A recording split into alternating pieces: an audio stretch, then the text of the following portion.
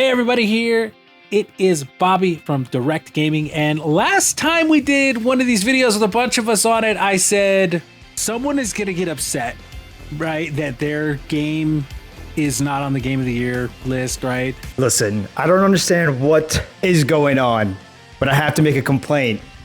Yeah, looking at this listing for Game of the Year nominations for 2023 for the Game Awards, and not seeing one Final Fantasy XVI is absolutely redonkulous. A mixture of donkulous, I guess, ridiculous. I don't know. It's ridiculous, redonkulous.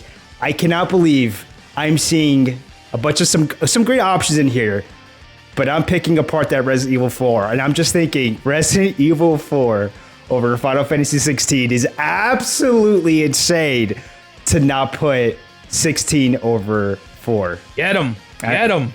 Somebody take it away from me before I start going even more into this, but it's insane. It's madness. It's ridiculous, man. Like, Resident Evil 4 remake, granted, great game. Resident Evil 4 in general was a great game back in the day. Wii, PS2, and GameCube, great game. Resident Evil 4, they got ported so many times on the other consoles, great game.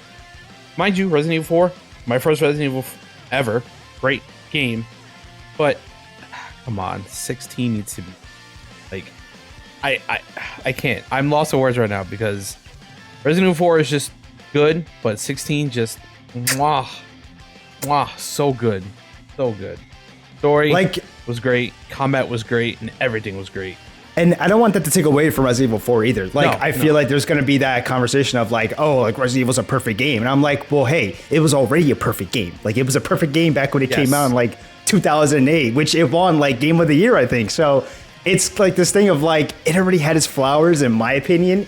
We don't need to give it, I don't think it needs to be out for its flowers again.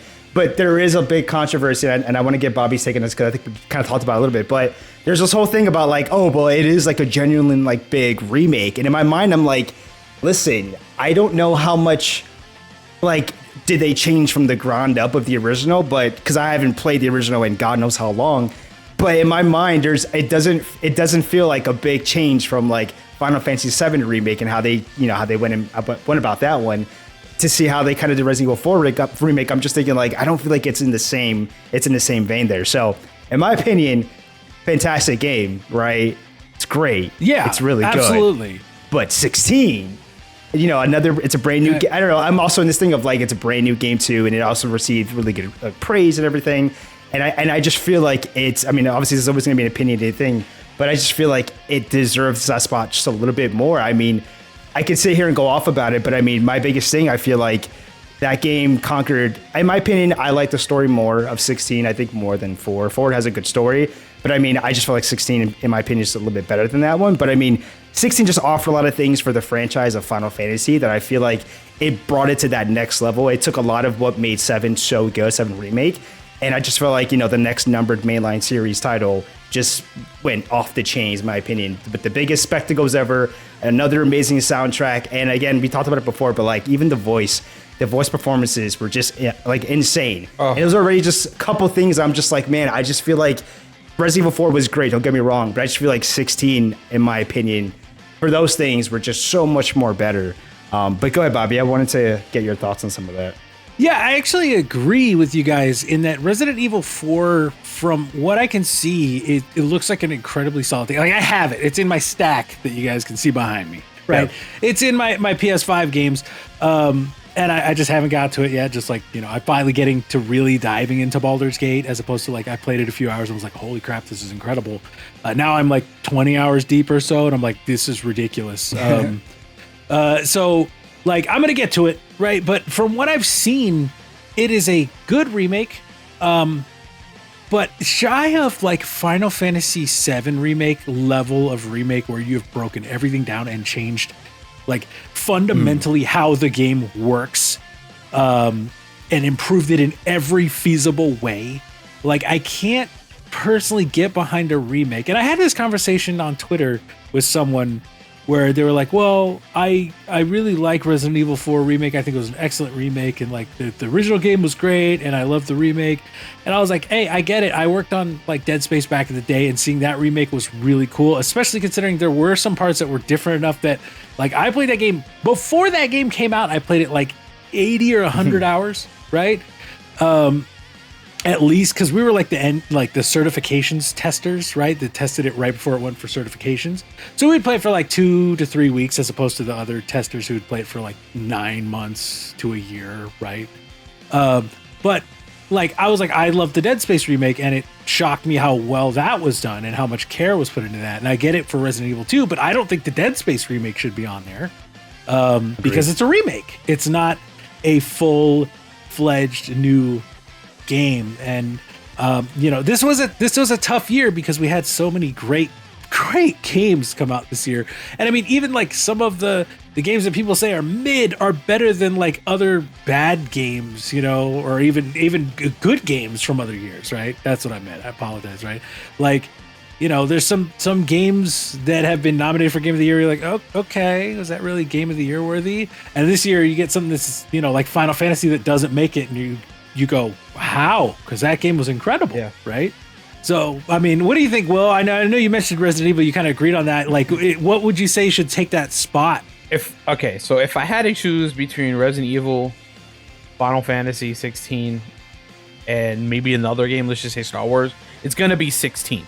But let's just say if 16 didn't come out this year, like I said, Resident Evil 4 was a great game, but I think Star Wars should have been there as well, too. Because Star Wars was just the game like that we all wanted from the sequel of the original that we had a couple years ago. Great story. Cal Kestis was amazing. The boss battles was amazing. I don't want to go into spoiler territory, just in case if any of you guys didn't beat it or play it, but just amazing. All the new abilities that you can do is just so much fun. The traversal, super open world, and it's amazing. But I'm gonna have to go with 16. Like what Jared said, the voice actor, amazing. Like if you guys didn't play the demo, like Ben Starr, the demo. The first time I played the demo, I literally cried for 5 minutes after he screamed. It's a little spoiler right now. The opening hour is insane. That got me because I have her brother. I have her brother, and I felt that pain, and I'm like, oh, like I just can't. And then, okay, first of all, you have Torgal. You have a dog. You don't have a dog in Resident Evil. Okay, you have Torgal, a dog. I mean, they have a wolf. They have a wolf. Okay, but even the wolf, but the wolf does not stay with you. So yeah, but you know what I mean. You have Torgal, the man's best friend / it's a wolf / dog, whatever you want to call him. It like, come on, man. Like, sorry, and not just that, but also like too, like what Torgal becomes as the game progresses, and here's the thing is a lot of people are like to crap on the side quests for 16, which don't get me wrong, some of them were not that great. That's fair. Some of them were not that good. But there were some really good ones, and there's some like that goes into the back story of like Torgal and more about Torgal, and it's like again, I mean, Resident Evil 4 is not that kind of game either, right? At least I don't remember there being side quests like that besides like little fun little side like missions or whatever. But like, I don't know. I mean, this goes into like opinion stuff again. But like, again, it just goes back for me at least for like, a game of the year game, right? Like, again, Resident Evil 4 is great, but I just felt like Final Fantasy 16, again, it just killed it on more cylinders than just the performances and stuff like that. I enjoyed the side quest content. Like, that stuff to me was good, and it helped, just reinforce that main cast of characters. It dove more into just deeper lore stuff, and I generally just like that more. But I don't know. I think too, like a part of me looks back at like Resident Evil 4, and I'm like, I don't know. I don't know. I can't sit here and argue that like I think it's more, I don't know, I guess a better packaged game, I feel like, than 16. I just feel like 16 is better. I don't know. And I guess I look back at it too, it's like what 16 has done for, again, the franchise of Final Fantasy. I just feel like it really showed the next level of like, hey, this is what the next mainline can be. And there's just no way, like I always say kaiju boss battles, but the icon boss fights, like to me was like that to me was that was like a next level of Square. That was like, whoa, Square, like you're popping off, man. You're giving insane spectacles. And I'm not saying that like you need a spectacle to be amazing, but I don't know. I'm just looking at like what the development studio was doing, and like how they just created this, again, those beautiful moments in that game. And I'm like, dude, Resident Evil 4 was a remake. Like, it's only reinforcing like what was already amazing. Exactly. Like, that's just it. Like it's not changing. It wasn't like a major departure from the original, even in terms of like groundbreaking stuff. I mean, don't get me wrong. The Perry knife, I think I talked about this with Bobby. The Perry knife edition was dope, bro. How they did that was cool. That's cool. Really freaking cool. A chainsaw? Come on. You're right. But my thing is like, even then it's like, is that, I can't even remember what else they did besides like maybe the Perry knife that's like reinventing things and changing things up. Like, it really felt like it was a very one-to-one remake. I always felt like Resident Evil 4 was more of like a massive like visual overhaul than anything, with like, sure, little bits of like gameplay that makes it feel better. I mean, the aiming, I'm sure, is way more precise, right? I remember the freaking OG laser. I'm pretty sure that's much better in the new 4 remake, right, than the OG.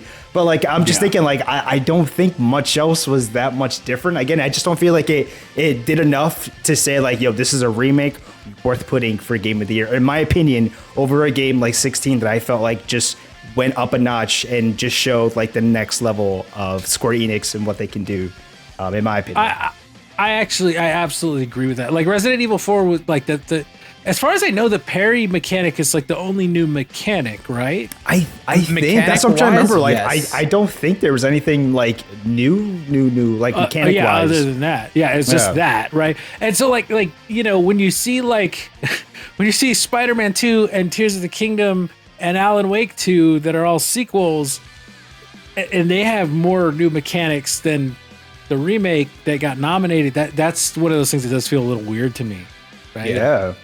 That's what I'm saying. So, okay. Yeah. So now we had a little, you know, realistically, like we talk to each other before we start these cameras, and Lethal informed me that Jester, aka Will, he's an Xbox man. Yes, I am. Yes, I am. And so I have to ask, Will, do you feel like Xbox got snubbed? Like, because I can understand, right? People saying Starfield doesn't deserve it, right? It's too divisive. But what about like Hi-Fi Rush? Now anyone who knows, like, I'm gonna be straightforward with you, Will. I hated Hi-Fi Rush. Really? But yeah, there's a number of reasons for that. Yeah, Bobby's not for it, man. Oh, I was not for it. I enjoyed Starfield more than Hi-Fi Rush. Personally, and I hate to say that, I like Scorn more than Hi-Fi Rush. I haven't, but I'm weird. But then again, I don't do scary games. Scorn's pretty cool. Yeah, it's not really that scary. It's just weird. It's just weird. Okay. Yeah. A lot of puzzles, and it's just weird. Yeah, it's like at the end, I guess there's like a jump scare at the end, and like a couple through the thing, but it's never really that. It's more just like ew, like right. You know. But I like that because I'm weird, and I grew up watching like Alien. You know, like so. Like I saw that, I was like, that's rad. I like that, and you know, like. When I did my review, right back when we did reviews consistently of Hi-Fi Rush, you know, I'm like a musician, right? So I was really excited when they did the thing, right? And I think we watched it together, right, Lethal? Yeah, like we watched the thing together. Yeah. And I was like, dude, that rhythm game looks rad. It was a cool surprise. Like, I was like, oh man, that looks so cool, because they were like, oh hey, you could tie together combos and blah blah blah. And so I just, like, as a musician, I was like, oh man, I could do like triplets and 16. And I was thinking all this cool stuff you could do with rhythm. And then it was just like, okay, tap on the quarter note. And I was like, oh, that's really. And then it's a hack and slash, so like it limits you to going that fast. So I was like, I feel like this took like both, like the best thing of both of these and just like grinded off the edges that made it cool, right? Yeah. That's me personally, right? And maybe I should have, like, I was so upset by that, I did not do justice in putting my thoughts together like that. I just kind of went off on the game. But yeah, like, do you feel Hi-Fi Rush was a snub? I'm gonna put a pin in that 1 second because I forgot to say something about 16. Okay. The graphics are amazing. The game looked gorgeous. All the particle effects was amazing. Going back to that pin. So, as an quote unquote Xbox guy, if you want to call me that, I hate to say this because I know I'm gonna get some flack, but I do not like any Bethesda games at all, except for Brink. But everyone hates Brink. That's terrible. I know. I hate But so I hate that so much. So as a Bethesda, non-Bethesda person, it's tough because, like I said, I'm not a Bethesda guy. I can't get into like the Fallouts or Starfields or Elder Scrolls. But on the Hi-Fi Rush, I do feel like it was snubbed. It was a great game. I still haven't beat it yet. I think I'm on like second, the third mission, whatever. But I love those type of games because I'm a DJ Hero guy. I love DJ Hero for the life of it. Yeah, okay. And it kind of reminded me of, not reminded me, but it kind of had that feeling a little bit where you go on the beat and stuff like that. And I like when I listen to music, I listen for the beat, so I get into it. I start dancing and stuff like that. So a game like that was just amazing. I do feel like it was snubbed for Game of the Year. I think it is nominated for another category, but I do feel like it is. It's nominated for the score for 5, I think. Okay. Yeah, I think it's nominated for 5 categories, which is the same amount as Mario and Zelda. So, but we all know that's pretty. That's still really good. Nominations alone. No, it's not going to win over a Mario or Zelda. It's not nothing's gonna. I'm not gonna get into it, but nothing's gonna beat Zelda. I'm just saying. As a Zelda hater, but yeah, don't worry. But no, I honestly I feel like Hi-Fi Rush got snubbed for Game of the Year. Starfield, I can't really say. Like I said, I'm not a Bethesda guy. But the biggest snub of all, and Liesel's gonna know and he's gonna laugh. Where's Redfall? Huh? Where's Redfall? That's crazy. Redfall should have been best ongoing game. Ongoing game. What are they doing? All 24 players on Steam right now, or they're tearing their hair. Serious, they're doing a great job, but they're doing with Redfall. Redfall was fun when it worked, but get back into the Game of the Year. Hi-Fi Rush, I probably could be there too. That was a great game so far of what I played. Okay, yeah. So, all right. So now that we do have the official list, right? Because we talked about this before, Lethal, right? Mm-hmm. We talked about our thing, and I was very straight up. I said Baldur's Gate for my Game of the Year. You said Final Fantasy, and then what was your runner up? It was Liza P, which I knew that was. It was Liza P. I knew that wasn't going to happen, but it was. I haven't finished that either, but Lord, that's a good game. Like I renewed Game Pass for that game, and I don't really like Game Pass that much. But I was like, that was I gotta play that more. That was actually so a great ad, like a great ad by Xbox. That was such a good game to bring to the service because I think it got a lot of people getting onto Game Pass for that game. That was good. It's nutty because, like, when I find Xbox, or when I find myself using Xbox Game Pass or PC Game Pass, I guess, is like for like AA or indies, and I go, these are great, and then I buy it, and so then I just don't play on Game Pass for like 6 months. Yeah. And I'm like, is that what you? And then I'm not buying it, like I'm buying it from Steam, like because that's where because I want it on my Steam Deck, right? So like I'm like I feel bad. Like Tunic, I bought on Steam and on PlayStation. Oh wow. Because I think Tunic was in my opinion, that was like probably after Ragnarok, probably my favorite game last year. Like, I love me some Ragnarok, but Tunic is one hell of a game. And if you haven't played it and you like Dark Souls, but you want it to be cute, play it, Otherwise, like I will say Tunic is probably the most cryptic ass game I've ever played. Where like, if you're not looking anything up, like, you're just going to be going like, okay, what am I supposed to do? And then you'll stumble on something that gives you like a tiny clue. And then you go, okay, let me go look into this. And then you go, go around.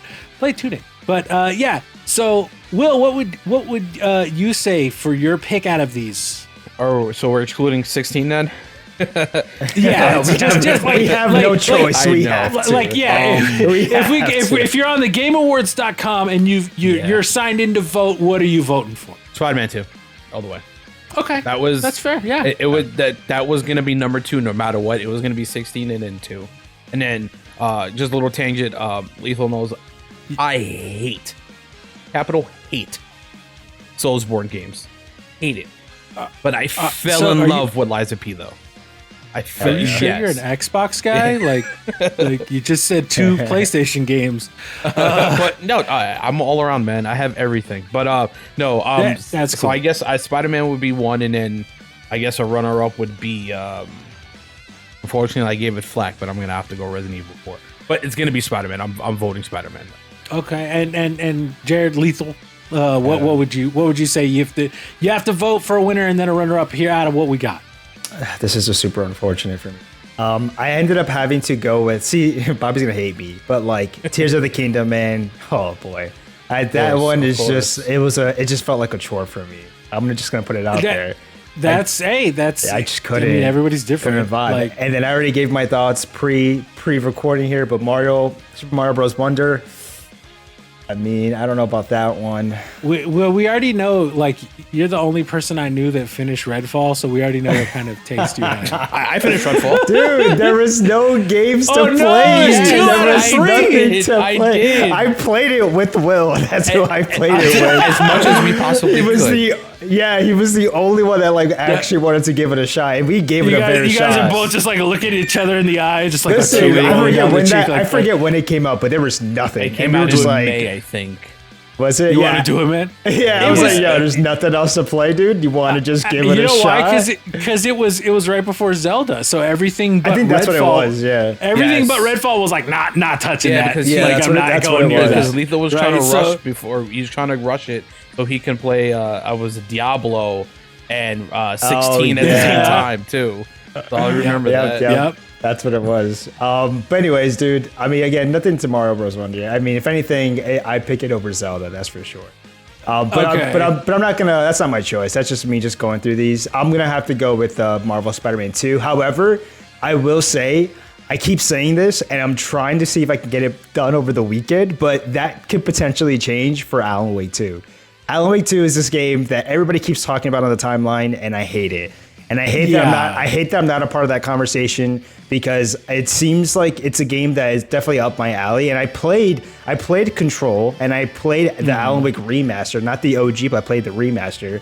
And those games, even though I don't quite understand what the hell happened in them, I still like the games a lot. And so I enjoy a good a game where I have to play it, don't understand anything, and have to YouTube it or read some type of article to explain it better, because those types of games are just, I like them even though I just don't understand them. And I feel like Alan Wake 2 would be that for me. So just Elden Ring. Well, you know what? That game, for one, I followed it for the most part. And then at some point I was like, yo, there's too many siblings here. I don't understand why this sibling didn't like this sibling. It was like, out of all the other past Souls games, that was the one, surprisingly, that I actually could understand some of it. Don't ask me about the other ones. I could never tell you what happens. I just know I'm killing whatever, gods and old humans or whatever. But no, I mean, it's going to be Marvel Spider-Man 2, but I really do feel like if I play Alan Wake 2, there's a very good chance that I would pick that over Marvel Spider-Man 2 for me. And my runner-up, if anything, it would just be the opposite. My runner-up would just be Alan Wake 2. So it's those two, yeah. That's fair. That's fair. Yeah, I'm going to say the same thing I said in the last one, that I'm just a basic bitch. I really think it's Baldur's Gate and Zelda. There's no, unfortunately, as good as these other, Mario Wonder is my favorite. Lethal, I don't know if you've heard me talk about Super Mario World. I revere Super Mario World, and I think Super Mario Wonder is up there with Super Mario. You're a big Mario guy, though, so that makes sense. I'm old. I think it's because I'm not the biggest. Yeah, I'm not the biggest Mario person, so I guess I can see that. I'm a month older than Mario. So I grew up with Mario and Zelda, right? So to me, those franchises, Zelda evolves constantly, which is awesome, and I know you don't really like the open world Zelda. You know what it was? I mean, I said it to you before, but I got enough of it, and I was good with Breath of the Wild. I think for me that was good enough, and this one I was we'll see if I want more of that. What I think is going to happen is when they remake a map on the next one, I think people are going to be reinvigorated because it'll be brand new. Yeah, I think, you nailed it. Because I think I mentioned it to you before. I was like, man, it's just more of the same map, I think. And then there's the new additions to it a bit. Yeah. And I was like, I think that's why I was just like, oh, this feels like it's just more, for me, it just felt more of the last game. So I do think you make a good point where that, if it's open world, it's probably just going to be a new kind of style of Hyrule or a different timeline or whatever of of the whole thing. So I could see that for sure. And Baldur's Gate, like I said, getting up to, I think we did the last video, it was a week ago or something? Yeah. Week and a half maybe, because it was before these were announced, right? Mm-hmm. It was a week before these were announced. I said Baldur's Gate, I'd played 4 hours or 5 hours, and it was just insanely impressive how you could tell that every little thing you did was affecting everything that was happening, right? And it's now I'm close to that 20-hour mark, and I'm like, yeah, like, and to me, you know, you have to like those old school RPGs, right? And if you don't, you're just not gonna vibe. That I would say that's actually the only thing that gives Tears of the Kingdom an honest shot at winning. Is one, Tears of the Kingdom had more perfect scores, believe it or not. I think Baldur's Gate is like 1 point. Oh no, they're the same score. They're both at high of 96, right? Yeah. Damn, I didn't even know Baldur's Gate scored. That is high. Yeah, I think it was 96 or might have been 97, but I think they were both 96. No, it is as a classic RPG, right? I don't know if you guys played Dragon Age Origins, right? No. Like, so yeah, that was another one that when I was at EA, I worked on that one. And it just reminds me of Dragon Age Origins. It's like they took everything from Dragon Age Origins at work. They update. I mean, Baldur's Gate looks incredible. Like it looks like I'm playing it on low on my Steam Deck, and I'm like, this looks so stupid good on low on my Steam Deck. Like it just like the character models and the animations are ridiculous. But yeah, it as a game, just being able to really do a D&D campaign in a game and having it work like that is just phenomenal. And the fact that like I said, every little choice you make is going to impact the world somehow. And like I played last night and I died, so I had to start over. But I played last night and I was in the village and then I killed someone and I came out and like, because I killed this person, one faction had just completely wiped out another faction. And I was like, I did not know that was going to happen. I thought I was like, this person was like the tyrannical leader. So I was like taking them out to help them not like, genocide this faction. And then that faction that was getting genocided the other faction. And I was like, oh, okay, that was the choice I made. All right. Like, and I was just like, I had no idea that was going to happen. And like, it changed the entire dynamic of like the village I was in and like where I was going to have to go after that. I was like, okay, I have to rethink everything I was going to do now because it's like, it's why. And that's why like when people go like, I don't get it. And I go, I get it's, like the Frank from Always Sunny, like the I get it, right? I feel like it's one of those games like you have to just play it. Like you have to play it. Like people could describe it to me in a million ways, and I think I just have to play it. I can tell that's what it is because like it sounds crazy. I'm just like, man, it looks good, but like I never have that interest. But I think it's one of those where like you start playing it, and you're just like, oh, wait a minute, like okay, like this, like it gets deeper and deeper and. You always have a different course of direction of like how the game progresses because it seems like if it's following like a D&D style thing, right? I imagine that like everything can change no matter how way you're playing it. Like it's just always going to be like an ever changing kind of game. I like that. It sounds really unique. Don't know when I'll play it though. And that's fair. Like it could be something like a couple years to go. Oh, hey, Baldur's Gate's like $20 now because they sold 20 million copies after so many years. Yeah, I'll buy it, and then you try it, and you're just like, oh, I understand, right? Right. But like the one thing is that a lot of people still don't play PC games, right?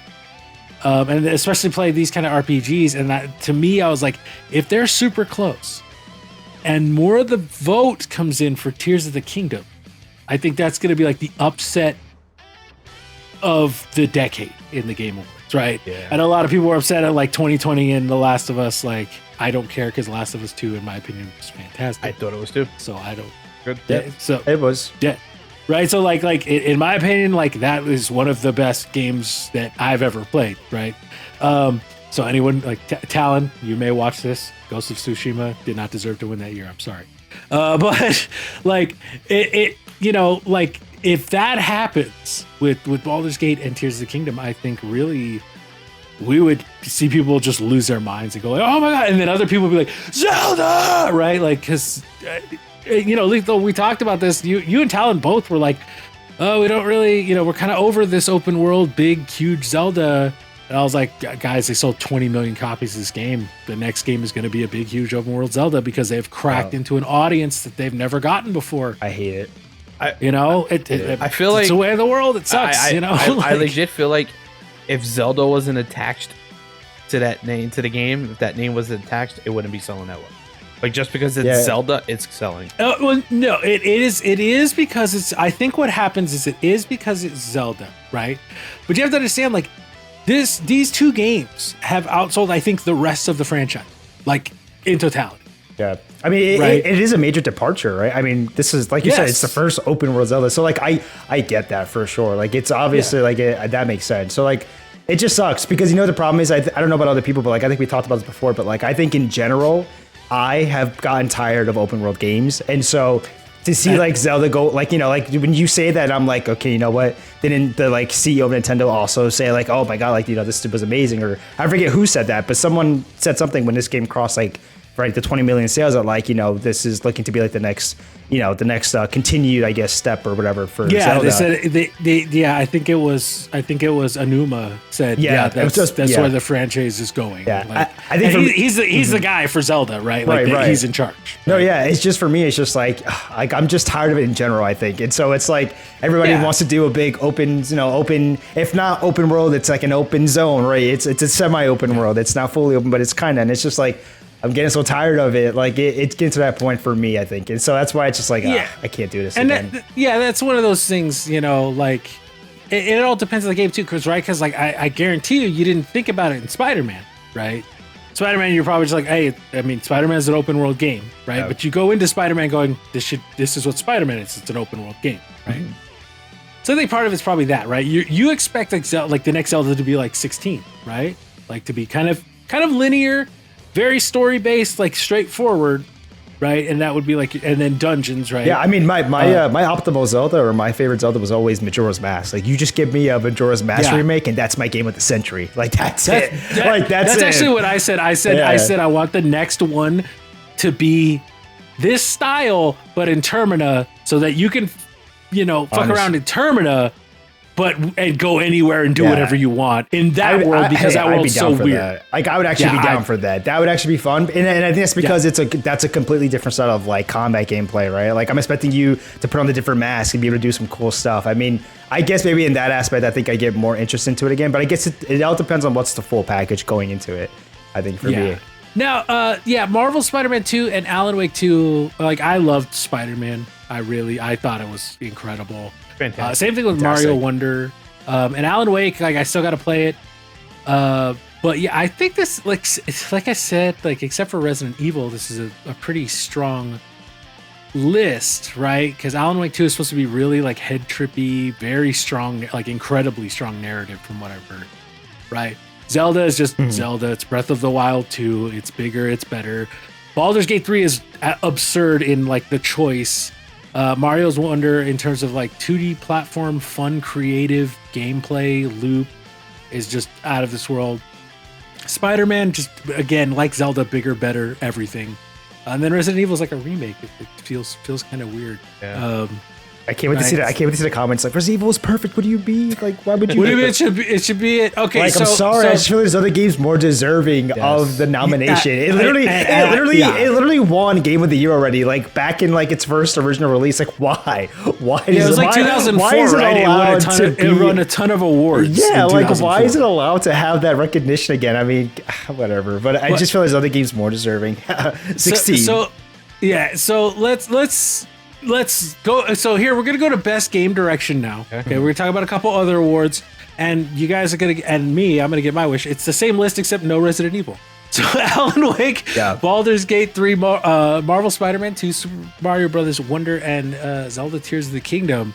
For game direction, what do you guys think? Could you imagine if 16 was on this? I'd be like, bro, what are we doing if 16 was here? And why? The funny part is 16 has how many nominations? It has a lot too, I think. So it's just, I don't know. I think it's got like 4 or 5. Does it? I thought it had more for some reason. I don't know, but it's just. I know Spider-Man has like 7. Spider-Man came out like I think 2 weeks ago. It has like 7.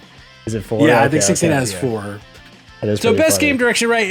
Award for outstanding creative vision and innovation in game direction and design.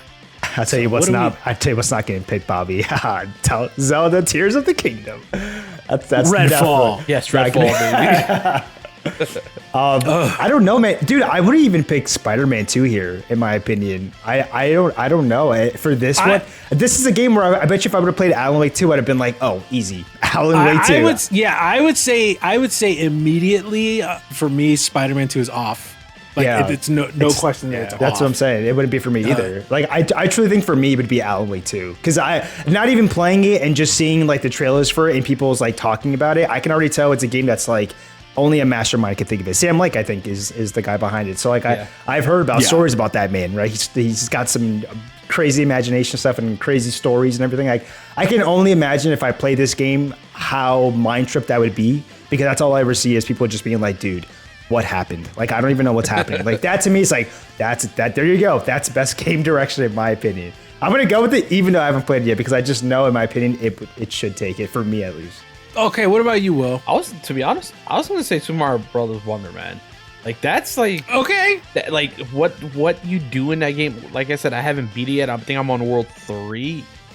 But just the stuff that you do in that game is just like, first of all, you turn into an elephant. All right, like what you know what I mean? Yeah. Like you turn into an elephant, and then you get your wonder seeds, wonder flowers, and then the level changes and it warps and it does all stuff. Like that's crazy. That's never been done in a Mario game in general. Like I think that Mario Wonder, and then I think Alan Wake 2. I haven't played it, but I've seen people play it and it looks dope. But I'm just gonna go with Wonder because all the new stuff that you can actually potentially do. And I've seen a lot of speedrunners do some stuff and it's Yeah, and I Alan Wake 2, I'm gonna talk more about that later. For me, I think that I wouldn't put it. I would say either the Nintendo ones for me, and the reason is because Alan Wake 2, from what I've seen, does have a lot of the DNA from Control, right? But they made it weirder, right? They put in more of that what's it called? What was the old TV show? Twin Peaks, right? They put in some of that, some more of that like Twin Peaks stuff, right? Into Control and Alan Wake, right? Is that just like the bizarre, like the bizarreness? Is that I don't know. Yeah, what it's that just like a weird. Yeah, it's just like it was like a weird show, and I think that late 80s, early 90s, right, where it was just very surreal stuff happened all the time, right? And it's like cool, that's awesome, and same thing with Baldur's Gate. It's like Baldur's Gate's cool, but it's like dungeon masters come up with this stuff all the time, you know, like. But this is the first time in like video game form, though, right? Like that's like it is the first time in video game form, which is that's the biggest achievement. That's why I could see it. You know, if it won this category, I wouldn't be surprised. Yeah, I could see a lot of people making arguments that like this game, you know, it's like I don't want to say it's the first of its kind, but like it's doing a lot for the history of those games. Yeah, it's bringing that CRPG, like the CRPG, right, the classic RPG, up to the modern day and making it involved. And basically having it play like Dungeons and Dragons is so cool. Like that's what I said. Like I absolutely like. I'm a Zelda. You know me, Lethal. Like I'm Zelda boy, right? And like when Tears of the Kingdom came out, Lethal was like, "How did you finish the overworld map so fast?" Right? Bobby had guides out like for the whole game. I was like, "Bro, what?" It took me like forever dude, it took me forever to beat that game. That took so long. I'm just as and I played Tears. Like, no, he is. Bobby is like huge Zelda. Don't judge me. I played Tears of the Kingdom for like 1,000 hours. It's right? fine. I play Kingdom Hearts a lot. So like with that or not Tears of the Kingdom, I played Breath of the Wild for 1,000 hours, right? So Tears of the Kingdom came out, I was like, oh, it's the same physics, so I can use like the same things to like get around as fast as possible, stuff like that, right? But yeah, I think Will, you brought up a good point with Mario Wonder in terms of the sheer creativity. We talked about this before, right? We started, I mentioned Jared to you, like, hey, it is a game where there's like 65 levels or whatever, and each one of them is something completely different. Like when you get the Wonder Seed, something completely different happens in every level. Exactly. Yeah. And it's wild to me that they did that. I think maybe there's one or two where it's like, oh, that was kind of similar to one I did like real early in the game, right? They bring it back. But like I think I'm in like the 6th world. I'm in the magma bog or whatever. Okay. And that's like the last world. And I think I've seen one or two things where I go, oh, that was kind of similar to that other one from way earlier in the game.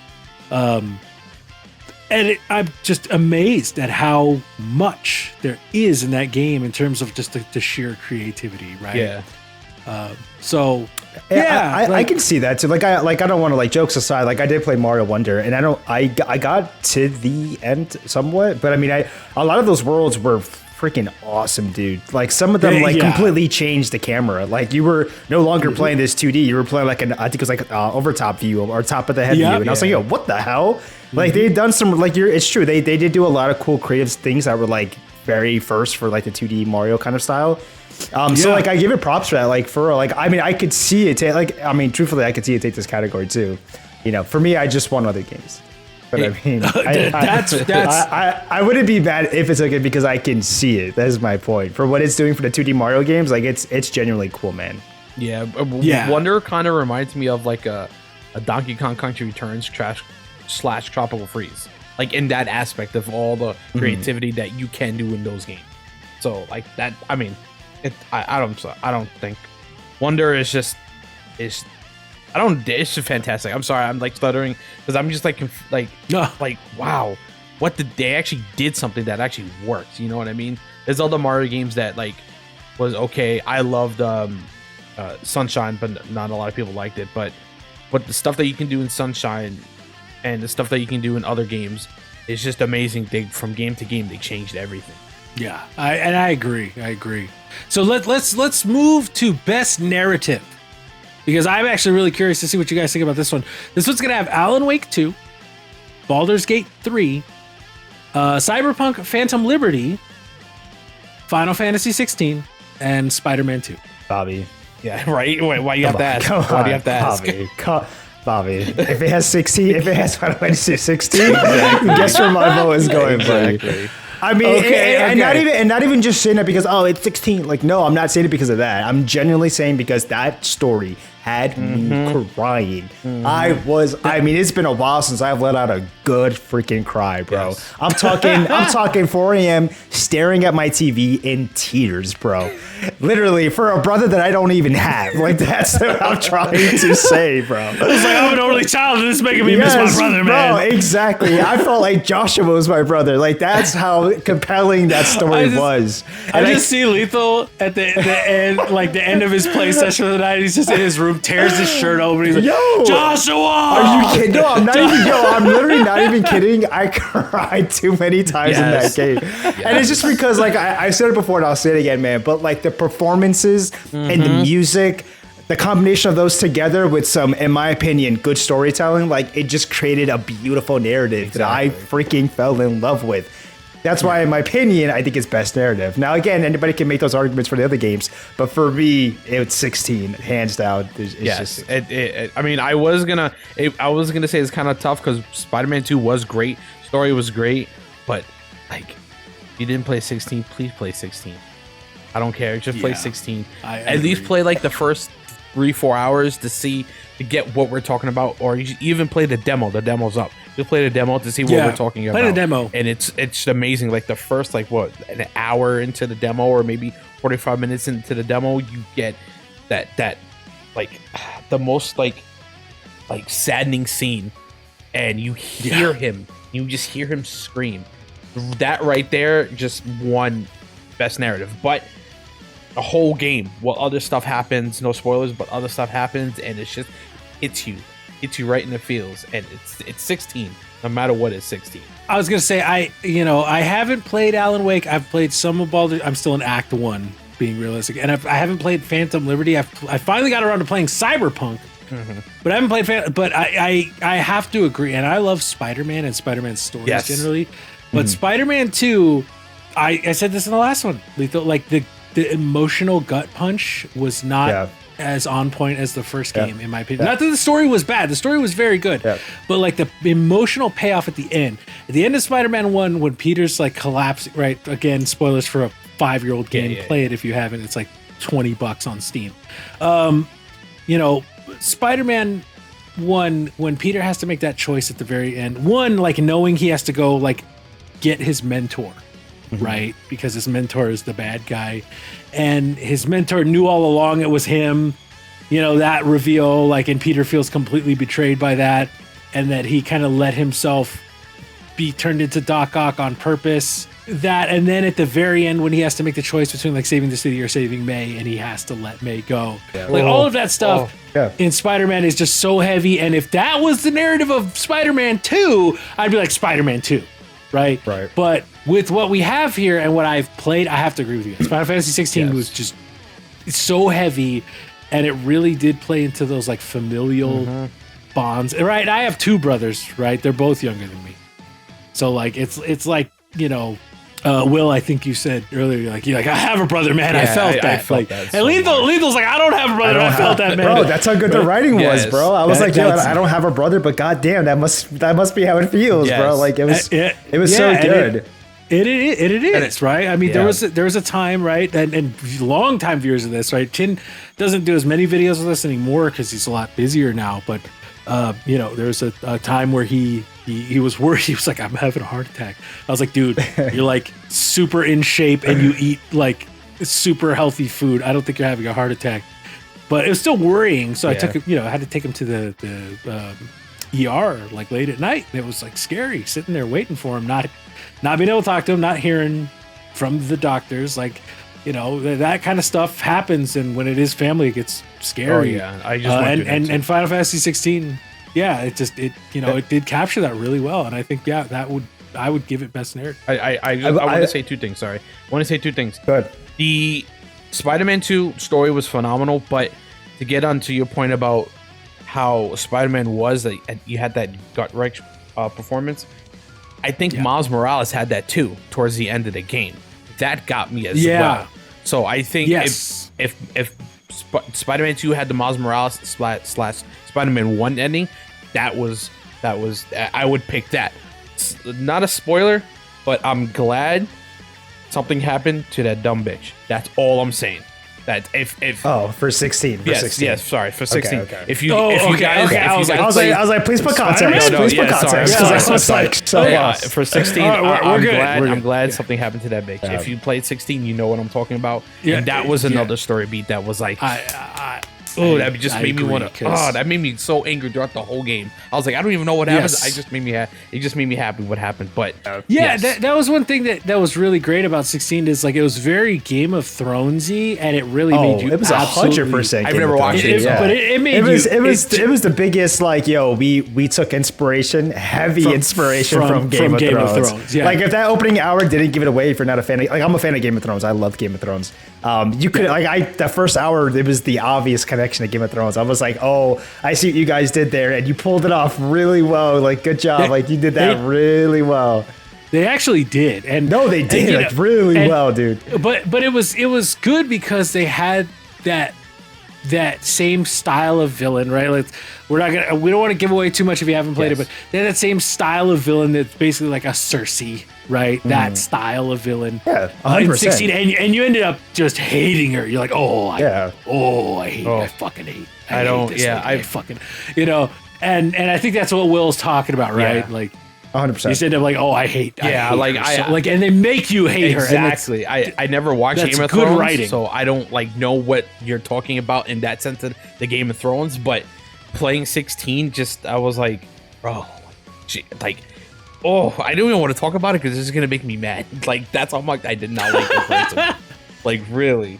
Before we move on real quick, I just want to give a quick nod to Cyberpunk 2077 Phantom Liberty, because I did play the DLC. I did go back into Cyberpunk because it had Idris Elba on it, and I was like, man, I'm curious. Yeah, I'm like, dude, I'm very curious. I need to know, like, how good was it? And I just want to say, like, I'm glad it did get a nomination, because I said after I beat that game, like, yo, this man killed it. Like, this was like DLC, like an expansion, and in my mind I'm like, dude, I wish this was in the base game, because this alone was an incredible story. I mean, for those who have like played that DLC, I mean, they just did like an amazing spy. It's basically like a spy story. That's what it was, like a spy mission story. Yeah, that's what I heard. Yeah, and they captured like an amazing moment that was like just like beautiful. Like if you were a fan of like Mission Impossible, or like, I can't think of like any other like spy-ish kind of movies, but like it captured the spy theme very well with a certain mission.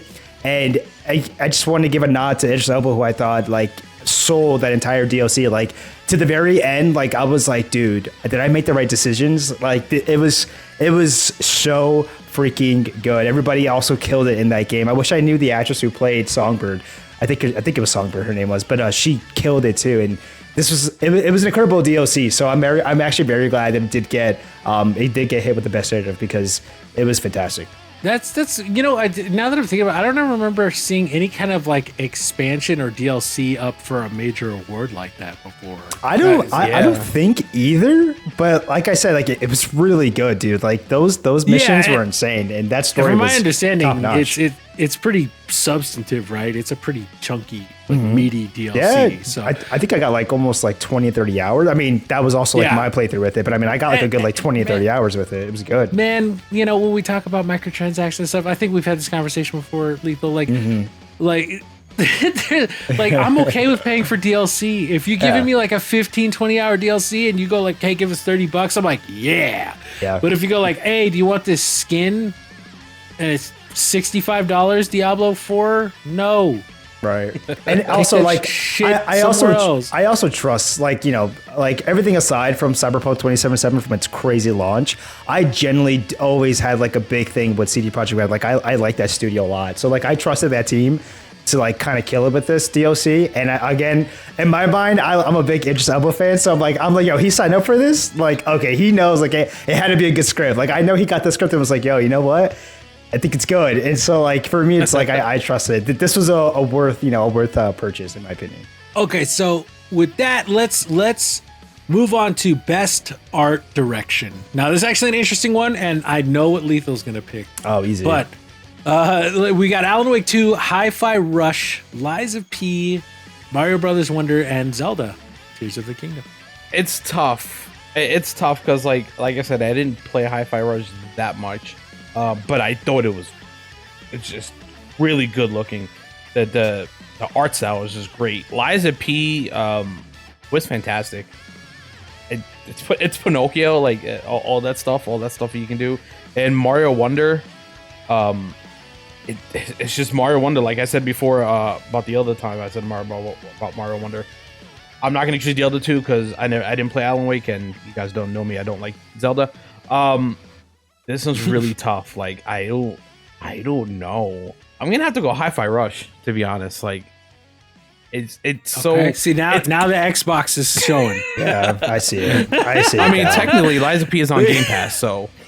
I mean, yeah, but it was a multi-plat release. Relax, buddy. Wait, it's on Game Pass. But Hi-Fi Rush has that cartoony, that anime vibe, the cell shade stuff. I like that.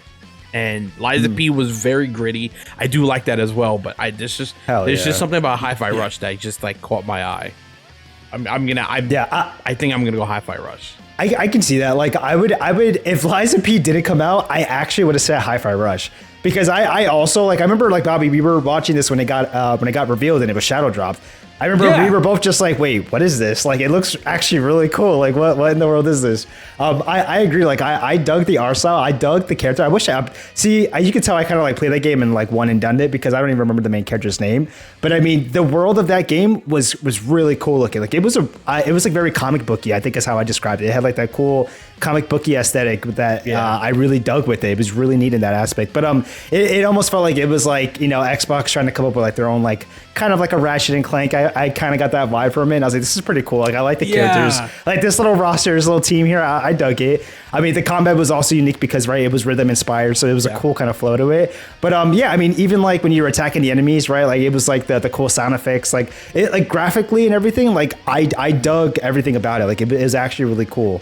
But a game called Lies of P came out. And so I'm sorry, man. I'm a sucker for anything gothic, dark horror, just disgusting, scary. Like you give me that and you gave it to me in the form of Lies of P. Are you kidding me, dude? I have to go for me. Sorry, all of that just to get to Lies of P for me. That's my answer. But I so dug like that. I think it's Victorian. I think that's like the aesthetic of that time. I guess it's like a gothic Victorian. Exactly. Yeah. So I really dug that, and I can't remember another game that kind of had that. I think it was Bloodborne. I think it's obviously what it was. Yes, absolutely. And so yeah, that was the immediate connection. Was like, oh, this reminds me of Bloodborne. But they obviously, in my opinion, like I thought it looked a little bit better in this, but. Also, different kind of art direction, art style from what they were doing. But no, I mean, I dug the entire world of this game. I love the like the outfits, like again, just that Victorian aesthetic. But you know, even stuff from like the Ergo and dude, I could rave about it. But like the environments and the different settings and how the enemies look, like everything in terms of like that design for like just about every character and everything. The maps felt alive. Like I loved like when you're in like the city of Krat and like you're seeing like the circus, and it's very reminiscent of, you know, like Pinocchio, and like I just thought they did so well, and obviously capturing what, you know, this game is inspired off Pinocchio, but capturing that fantasy world but in a very dark and gothic way. And it's like, dude, it was so good in my opinion. I loved everything about that, and I don't know, I just thought that I jived more with that art style than anything. So for me, Liza P. It's funny because the one thing I said back in the day, like, you remember my comments about Hi-Fi Rush, like I was not kind. But the one thing I said this game looks very pretty. It does. It looks fantastic. Like the arts there, like I can't say anything about the art style, right? Like it looks like a cartoon that you're playing, which is super cool, right? I'm always down with that. But I actually have to agree with Lethal. Like that Victorian Gothic Bloodborne thing is dude. Just it resonates with me. So cool. And even then too, like over Hi-Fi Rush, I might put Alan Wake 2 just because like what I haven't played it, but what I've seen, some of those like scenes and like places that the characters walk through, I'm like, Lord, that looks weird and creepy. Yeah. Like, and you know, for me, like that, like I love the fan, and even Mario Wonder, like Zelda is pretty, right? It's like a Ghibli movie, right? A Studio Ghibli movie, excuse me. Like that you're playing. And Hi-Fi Rush is like a comic or a Saturday morning cartoon that you're playing. Mario Wonder is very bright, but I do resonate more with like the darker stuff, right? Oh yeah, so get that HBO, get that HBO yeah, style. Exactly. You get that HBO, right?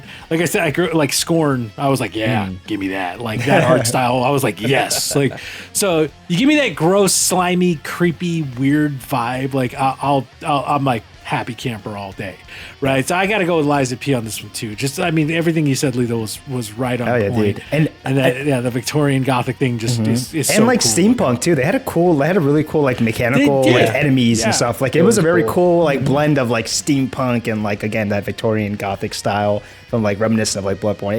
It was cool, dude. It was honestly really cool. I liked it a lot. You know what? Okay, you guys convinced me. I'm changing my answer. Are you changing your vote right now? 50% Liza P, 50% Hi-Fi Rush. There you go. You cannot do that. We can let him take it. If we swayed him that much off of just Hi-Fi, oh my right, God. Talking about it. No, that's right. Okay, so now let's move on to best score in music, and this is where I'm going to be a snob. Okay. Oh, no. Right, so best score music, outstanding music inclusive of score, original song, and or licensed soundtrack, which that upsets me. So this has Alan Wake 2, Baldur's Gate 3, Final Fantasy XVI, Hi-Fi Rush, and The Legend of Zelda: Tears of the Kingdom. Okay, I'm immediately. And the Zelda stands are going to be shocked because I'm throwing that out immediately.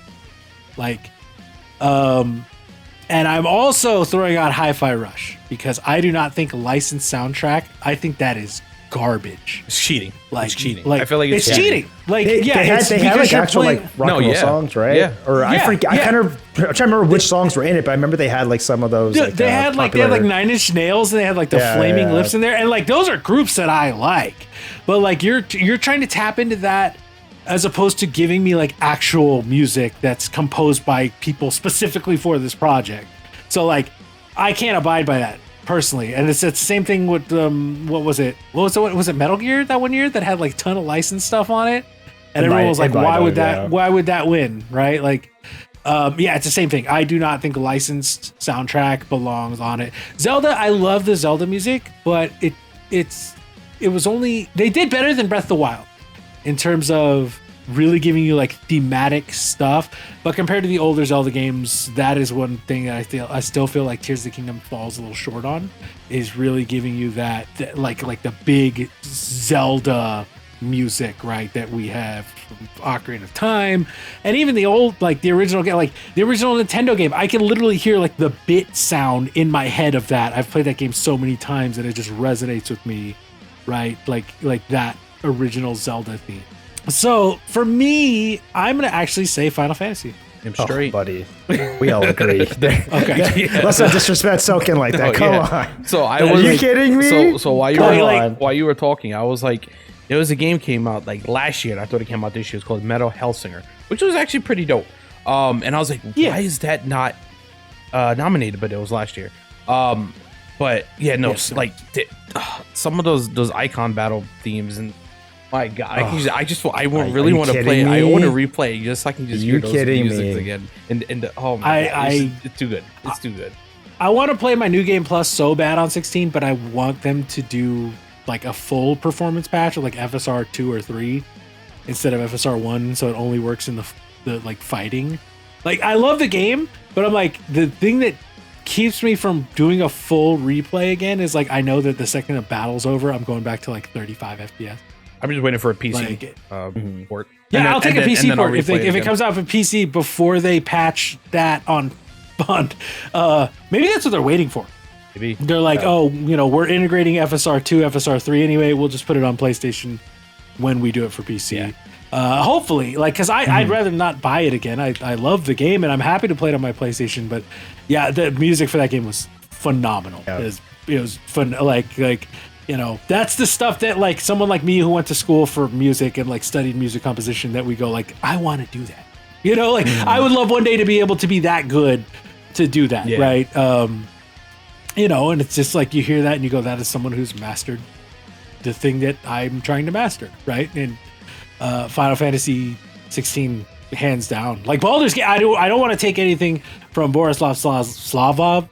Right, so yeah, I think that was it from Baldur's Gate, because Baldur's Gate 3's music is very good. I would say like Baldur's Gate 3 music is like an A, but like Final Fantasy 16's music is like S tier.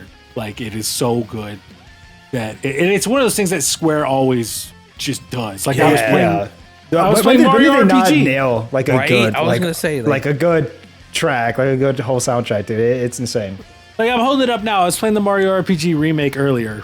Right, and it's like Yoko Shimomura just went and redid all the music, and it sounds. That's the homie too. And I know, yeah, you're gonna play that, right? You're gonna play that this weekend, Lethal. Oh yeah. Oh, but I'm playing it tonight or after this. After this, it's like 1 a.m. for him, but he's pulling the all nighter. Oh yeah, dude. So that we're all in agreement then on that on best score music. Yeah, because I don't think anything stands even shoulder to shoulder with Final Fantasy, and I would say that about almost every other category. Like you could consider these two, right? All right, let's best. Okay, so here's one where I'm gonna get all into it. But best audio design, recognizing the best in-game audio and sound design, we have Alan Wake 2, Dead Space, Hi-Fi Rush, Marvel's Spider-Man 2, and Resident Evil 4. So, Jester, what do you think? To be honest, I'm gonna go with Resident Evil 4.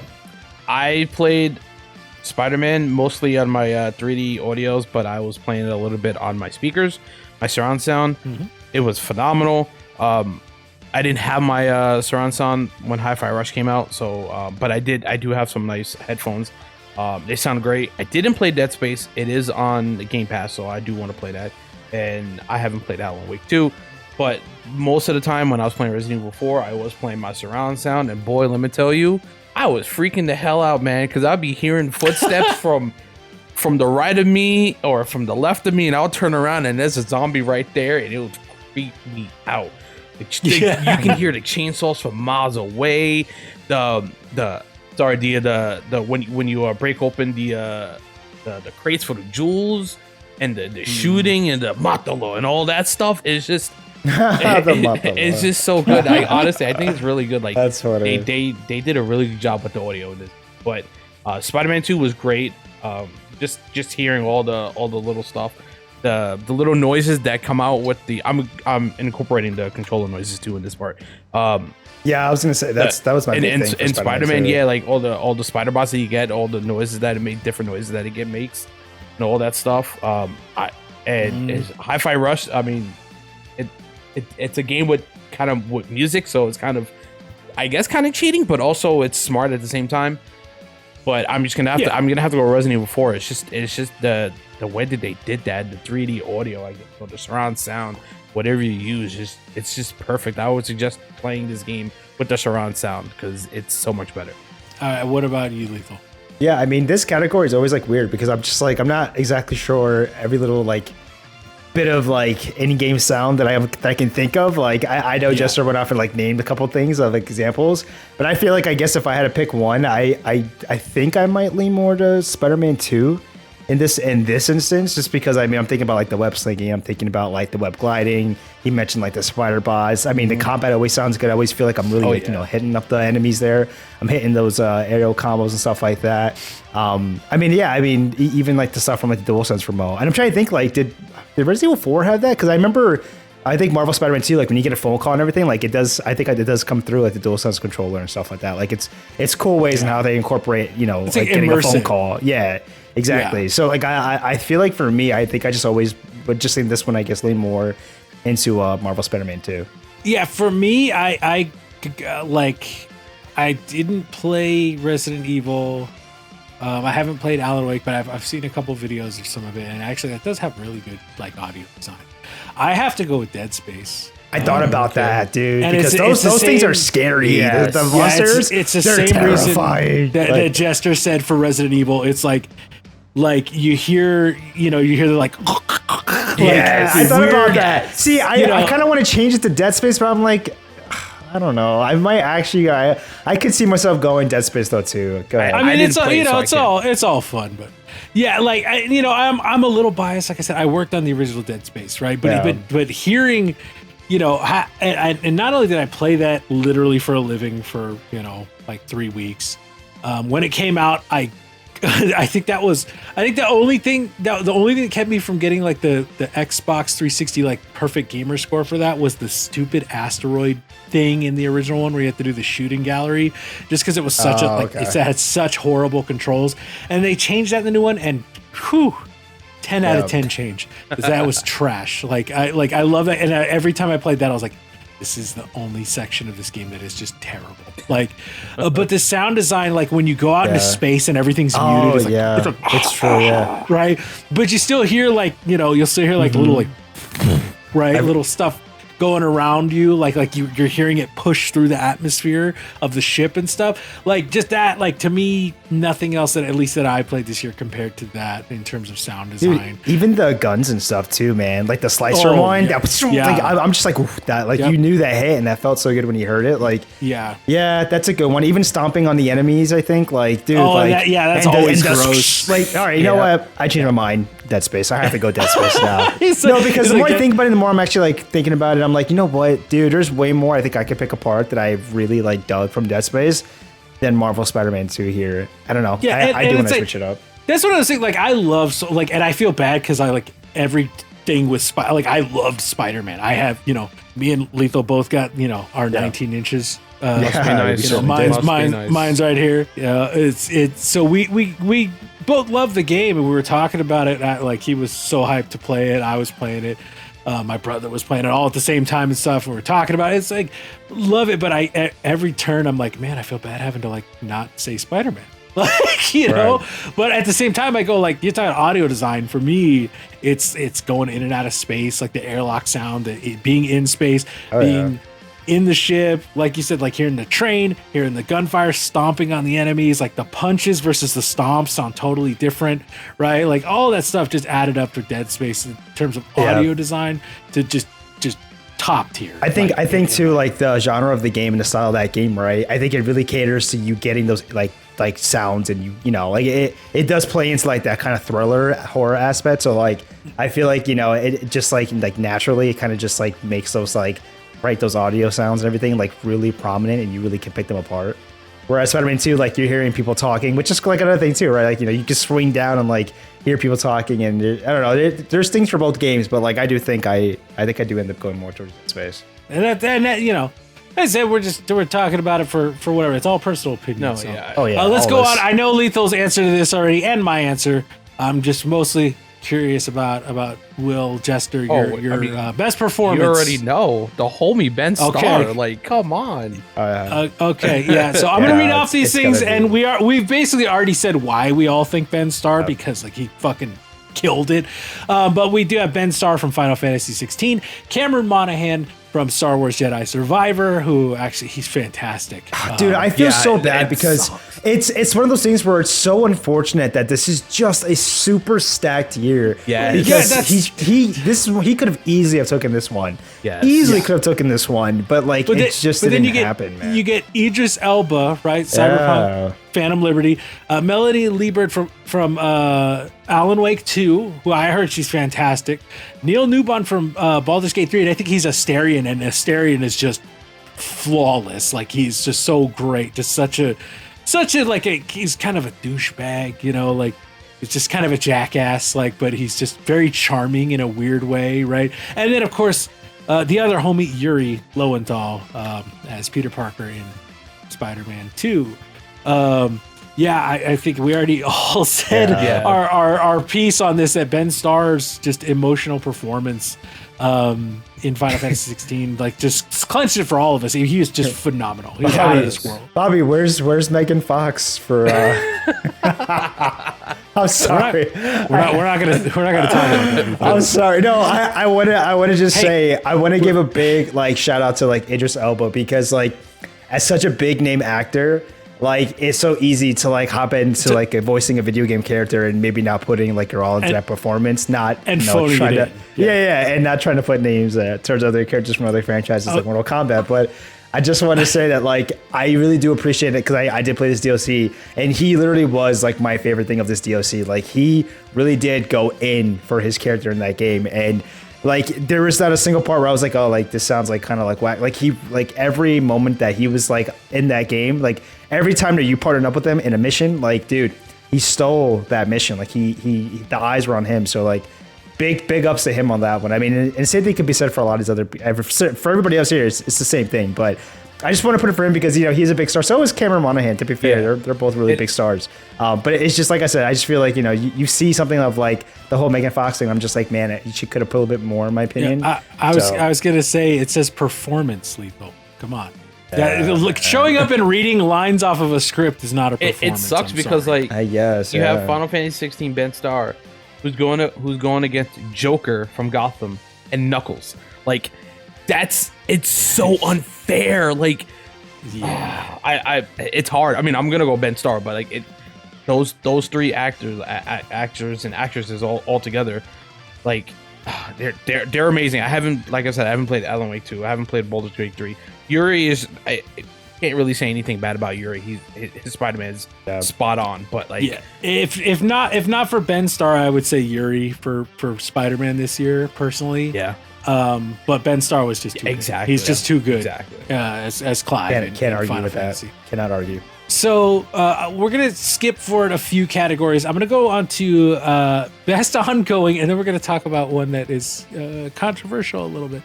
So best ongoing is, you know, games that like live service games effectively, right? Apex Legends, Battle Royale, Cyberpunk 2077. I don't think a DLC should count personally as best ongoing, but it's there. Final Fantasy XIV, Fortnite, and Genshin Impact. So, do you guys have an opinion on it? Cyberpunk. I'm just kidding. I was about to say. Honestly, I mean, it is so weird to see Cyberpunk 2077 there. That is like when I look at this, I'm like, you compare these to games that truly are having like an ongoing experience, right? They're having like some type of live service or something that makes it ongoing. So it is weird to see Cyberpunk there. I don't know how that's even a thing, but I don't know. I mean, Cyberpunk out.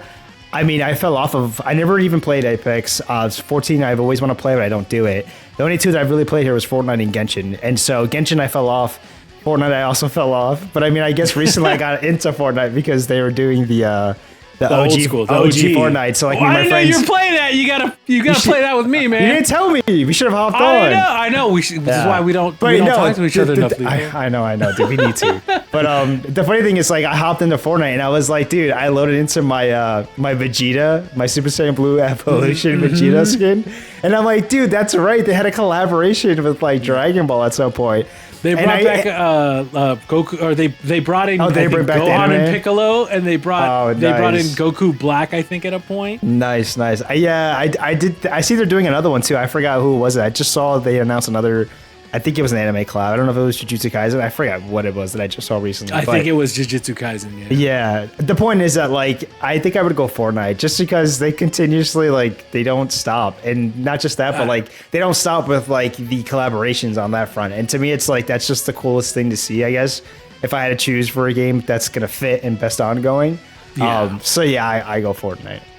Okay, that makes sense. You got an opinion, Jester? Okay, so on the Cyberpunk thing, I get where everyone's coming from, but they have been developing patches and updates since the game kind of rolled on and since it got that bad rep. So I can understand where it's coming from for the best ongoing. Now, Apex, I used to be heavy into Apex, fell off, and then went back on, and then fell off. And Final Fantasy XIV, didn't play it in the beginning, and then I started playing it, and then I fell off.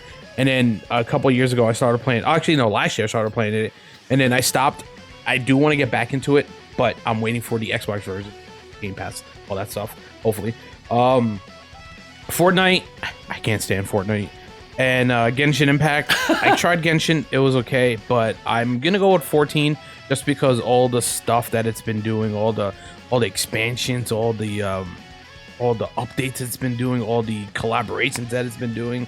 It's really cool. I think they just recently did I forgot what newest collaboration that they did, but it looked really dope. And yeah, I'm gonna go with 14. It's a MMO, so you can't really go wrong with the best ongoing with MMO.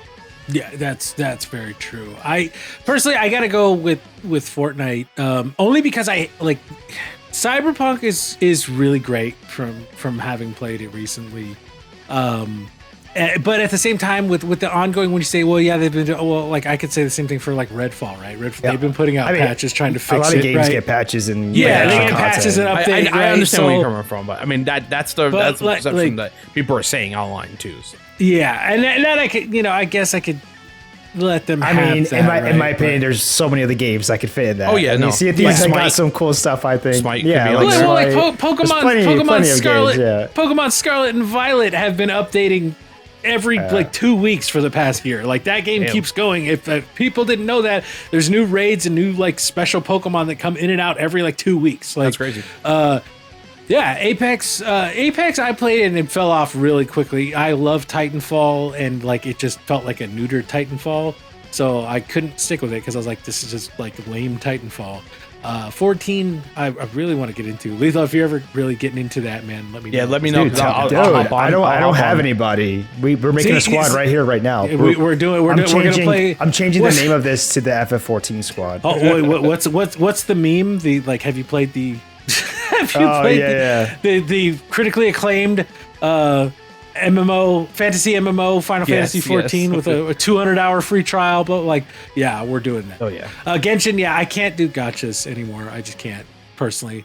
So I have to go with Fortnite, and like Fortnite, you don't see games go like, hey, by the way, we had our biggest day ever after 5 years. Like that's nuts. Like, the only other game I've seen do that is Destiny, and that like even their big thing on Steam wasn't close to their original launch. Fortnite just had their biggest day ever, like a week ago, which is nuts, right? Because they brought back the OG. So yeah, I mean, personally, like I don't think too many things go in terms of competing ongoing with Fortnite.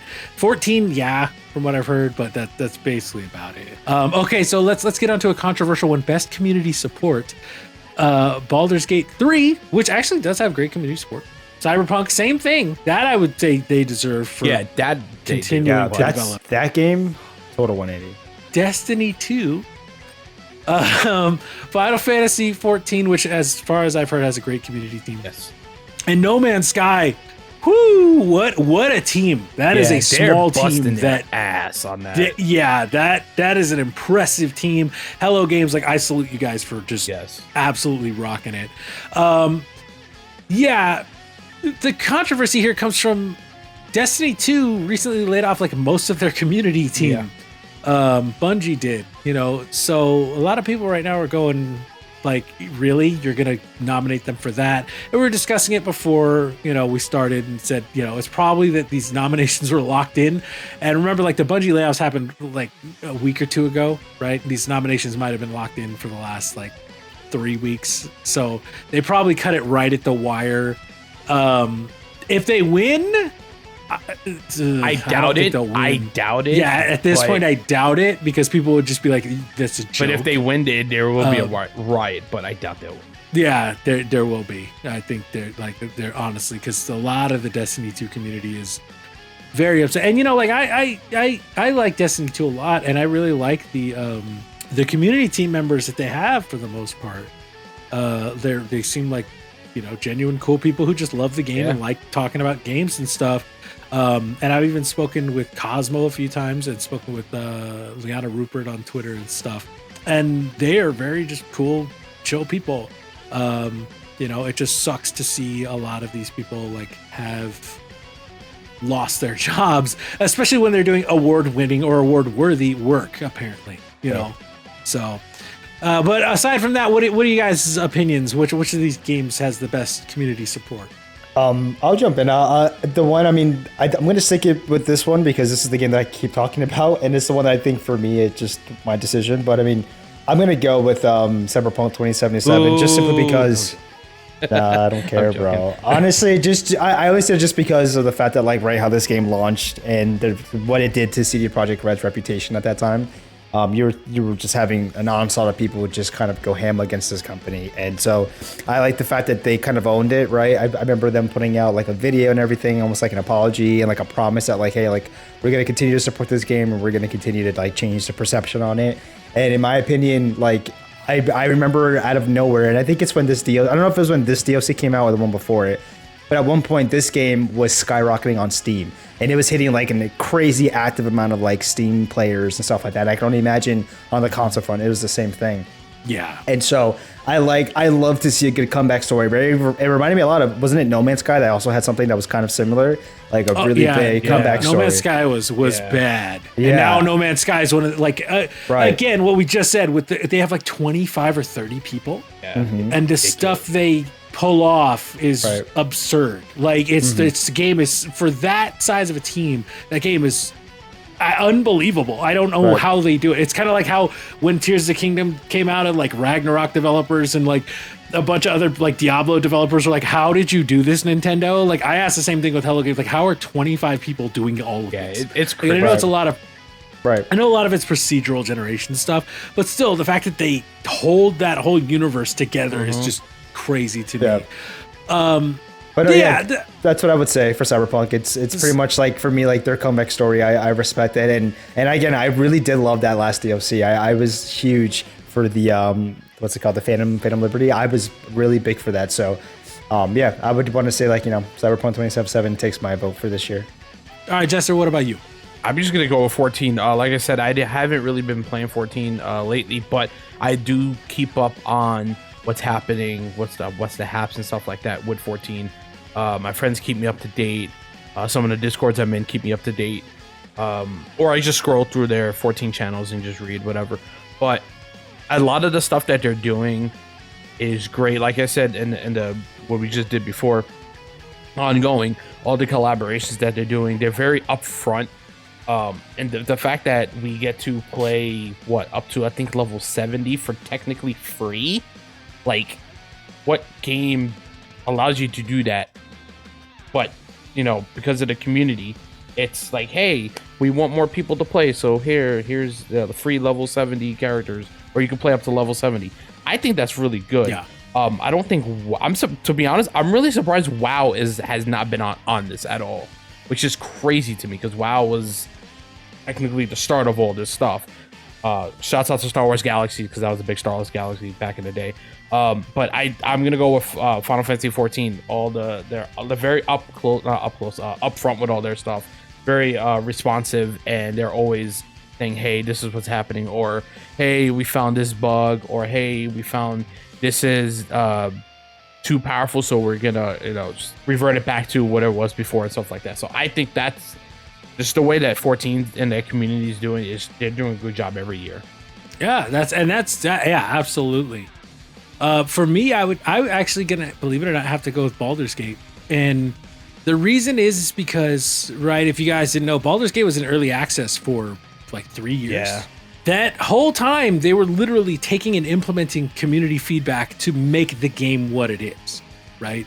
So, like, basically, imagine all the stuff I've said about No Man's Sky, how that team, like, goes and does all the stuff. Yeah, Larian's a bigger studio, but they were literally in the trenches with the community going, okay, what do you guys want to see? What do you like? What do you not like? Because we want to make sure that this is in the final game, right? They did that for 3 years. And then on top of that, since the game has come out, there's been like hot fixes and patches very consistently.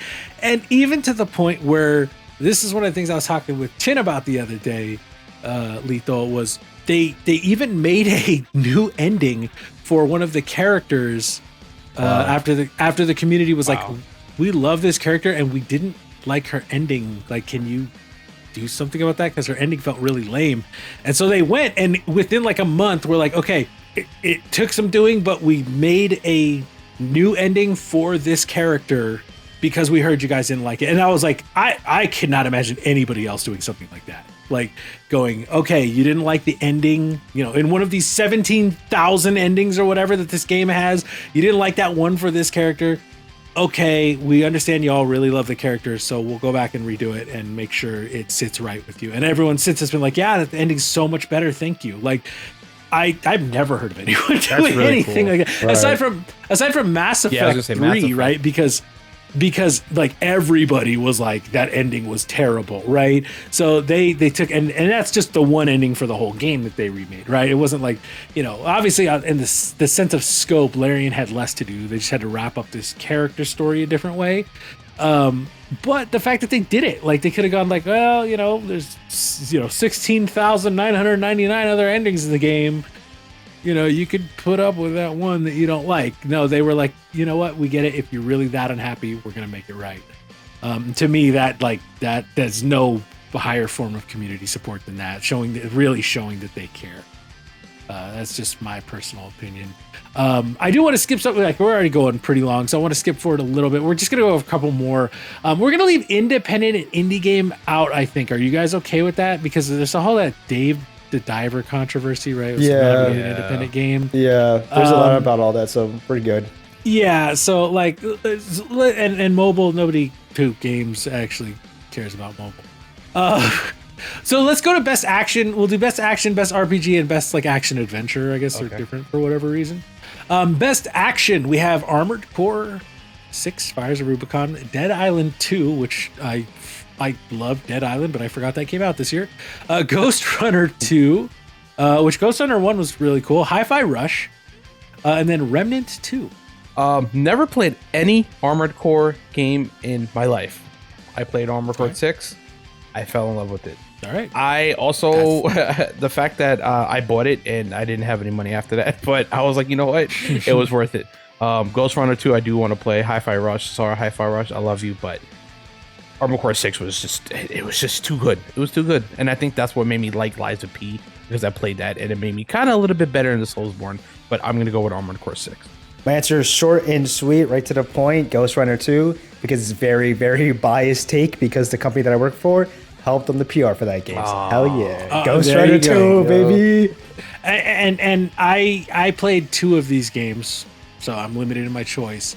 I have to go Remnant 2. If you guys didn't play Remnant 2, that game is wild. It is very, very good.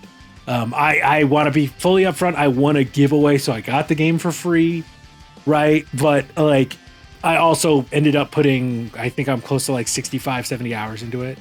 Damn, it's that good, huh? It's I should look into it. It is like a lesser Souls game with guns. It's like a third-person shooter. So like, yeah, imagine like third-person shooter that's like, yeah, kind of like Soulsy, but it's got the mechanics of like The Division, right? But you get powers too. Oh, you got so me. It's really cool. And they just came out with a DLC that is, I haven't played it yet, But man, Remnant is very cool. It's like procedurally generated ish, right? There's like several different paths you can take. There's like 4 different worlds, I think, and you can run through each world. Each run through of each world will take you like 5 hours ish, unless you get like really, really fast at them. But you go through, and like each time you do a run, you can run into like a different seed, right? So it's like, oh, well, this time you're going to go this way and you're going to encounter this boss at the end, or you go this way, encounter this boss at the end. And then depending on like what you do along the way or how you kill the boss, sometimes like if you use a melee weapon, a boss might drop something different versus like a gun versus like one of your powers. Or if like in the boss arena, there's like this special thing, like if the boss does a certain thing in that arena before you kill it versus you kill it before it does that thing, you'll get like a different drop from them. So it's just really, the replayability is just insane. And it's really fun to like mess around with builds and just do all this stuff in it. And it's just, it's a really fundamentally solid game. I absolutely love it. I'm actually searching to see if it's on sale, and I think it is on sale. I might pick that up now. If you play it on Steam, man, you want to play, let me know, because I'm down. Remnant 2 is my action game for sure, and I would say had some stuff not come out, that would deserve a spot on Game of the Year list, in my opinion. Okay, so let's move along to action adventure. It's very similar to Game of the Year. Alan Wake 2, Marvel Spider-Man, Resident Evil 4, Jedi Survivor, Tears of the Kingdom. I don't know. This one is a toss-up between, I want to say, either Star Wars Jedi Survivor or Marvel Spider-Man 2. And I feel bad because I feel like I haven't picked Marvel Spider-Man 2 except for like Game of the Year, I think. I don't know. I feel like I also want to give one to Star Wars Jedi Survivor because that game was also like, it was freaking awesome. This one was like phenomenal. I thought it was better than the last one in my opinion. I think I'm going to give it to Star Wars Jedi Survivor. I'm trying to remember because I know I had a couple cool like fun puzzles in this one that I really enjoyed, and so I don't know. You know, aside from obviously the kick-ass action, like, you can't go wrong with the whole lightsaber usage in this game. Yes. I think I'll switch it up. I'll go Star Wars Jedi Survivor for this one. Oh, I was gonna say I could definitely see that, like, because aside from the performance issues, right? I heard Jedi Survivor was awesome, and then like I've actually been waiting to play it because like I heard a couple of months ago they finally fixed their performance issues on PS5, right? And Talon was like, "Oh, we have it on Direct. Just log into our PS account and play it if you want to." That's how I did Dead Space for review, right? It was like they had that. Now I've since bought that, and I'm eventually gonna buy Jedi Survivor too, but I haven't played it yet. For me, I'm gonna have to go with Zelda.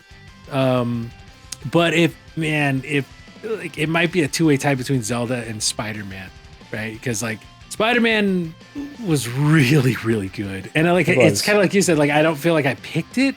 But I mean Zelda, like I did Spider-Man and did my platinum in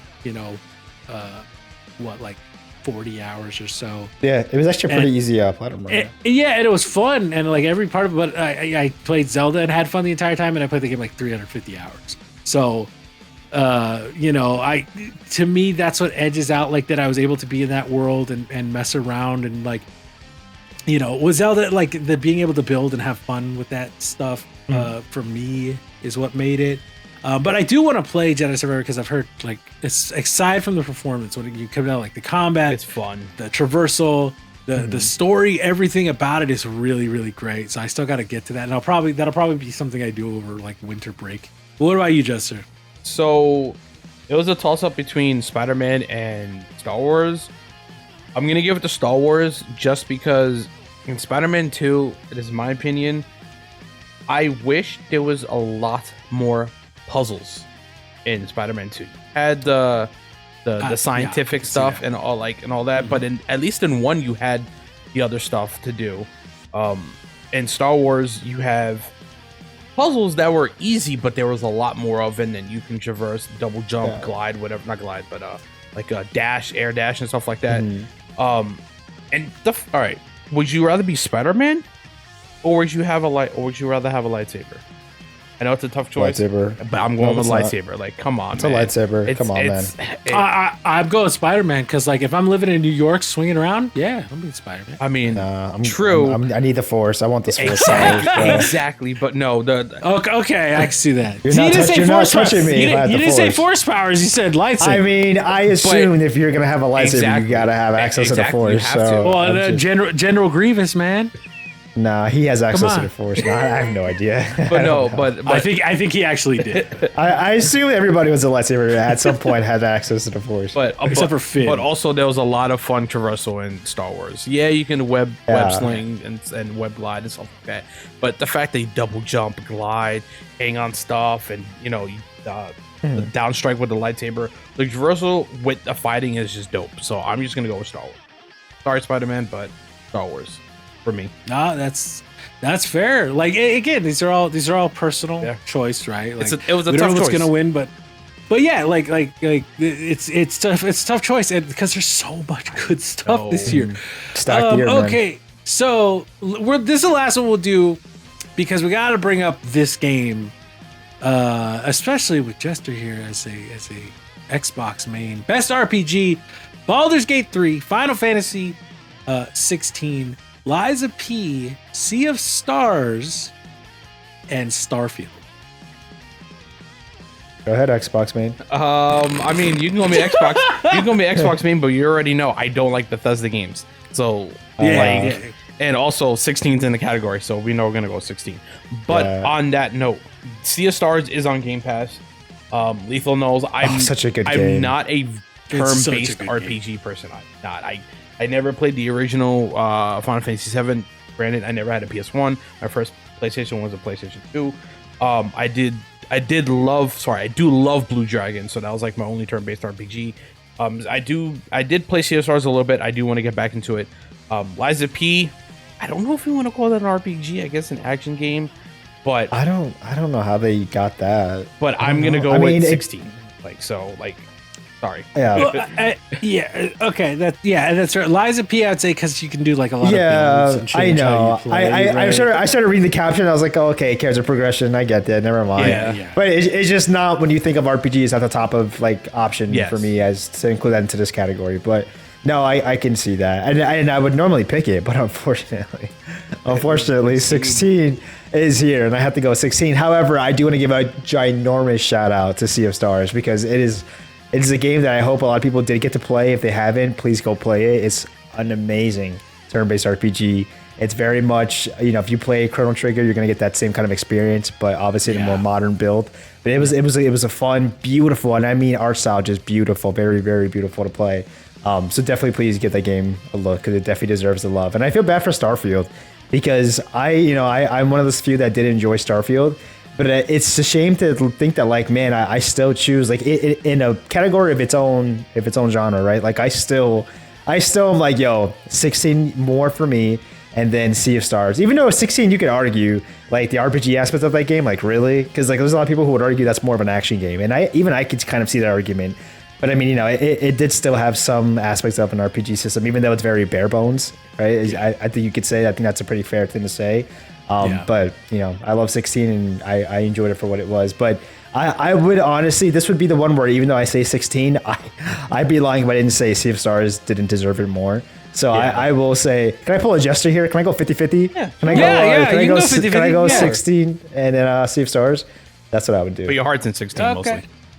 My heart is mostly in 16, but I do think Sea of Stars is way more deserving of it, in my opinion. Yeah, for me, I have to go Baldur's Gate. Like, that is the truest form of RPG, in my opinion. Like, literally everything you do has consequences. Every, like, character build can be used wildly differently.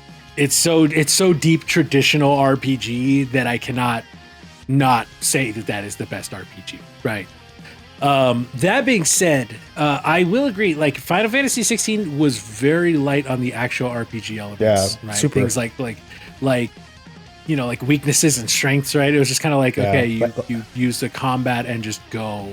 Yeah, the elements in that game like made no sense. They didn't do anything. It wasn't very traditional to the sense. It was just very action heavy. It's like you're fighting plants and you use Ifrit as your summon, and you're like, trying to mess it up with fire, and it's like, oh, I'm a plant, I don't care, you can't light me up. It's like, what? You know, every other RPG game I've ever played, if it's a plant enemy, you light it on fire, right? Even use water. The equipment too. It was like, dude, it was barely like much of a difference besides like stats. Like, you know, the most basic of things is like stats. Nothing complex. Nothing like, oh, if I put this up, you know, I do less damage, but I do more like fire damage or something like that. Like, it was very bare bones. You know, it was just basically DMC Final Fantasy. That's all it was. Yeah, it was. It was DMC with the spin of RPG.